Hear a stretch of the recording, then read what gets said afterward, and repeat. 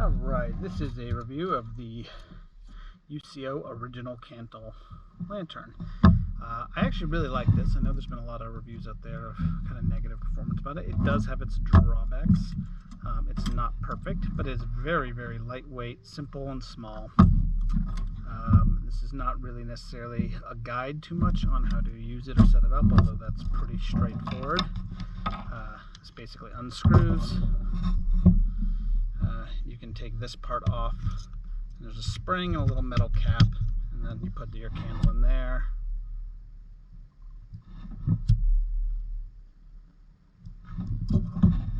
This goes on top of here.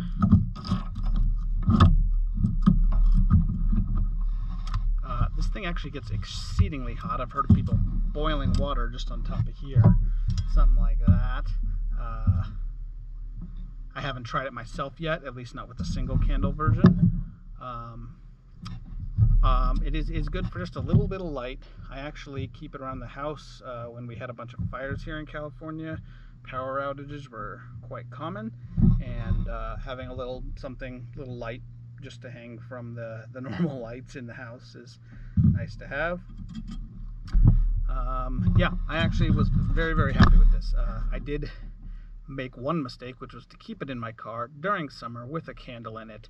The beeswax candles will hold up fairly well, but these little white ones, the cheaper ones, that thing melted completely throughout the whole enclosure. Took me almost 45 minutes of just peeling it apart to get it out of there, and that also included at one point putting the whole unit in the oven, not 150 degrees or something, to remelt it down to a liquid so that I could actually get the thing out and then let it cool, shave off the wax. It was a mess, and I don't ever leave it in the car for an extended amount of time out in the sun. Now, this wasn't a day or two. I'm talking working from home. I had left it in my car for months. I didn't really pay attention to it. But yeah, that's it. It does come with this little hook for hanging. One thing I will mention is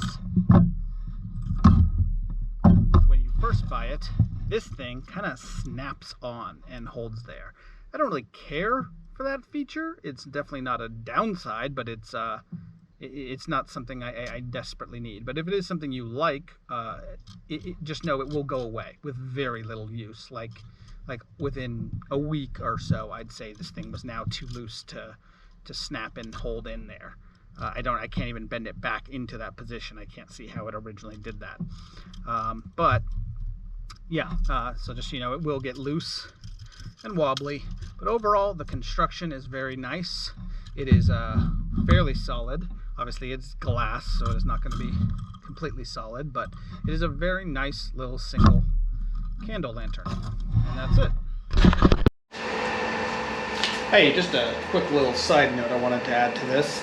I'm running a separate test on boiling water on the Candlelier, and the amount of time it's taking to boil just even a small amount of water is making me realize that there's no reasonable way you're going to boil water with the original candle lantern. It's just too small, one flame.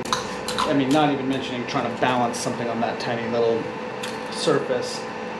If you were desperate, you could do it, of course, but I can't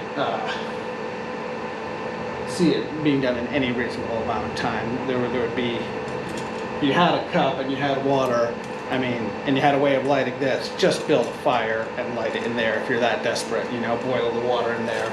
Because even with the 3 candles, this thing is taking an extremely long amount of time. So don't use that as some sort of something you would rely on, but like I said, you wouldn't need to rely on it, because assuming you could get this lit, well, then you could just light a fire somewhere else and put your cup right in there. There's nothing about this that would need to be relied on.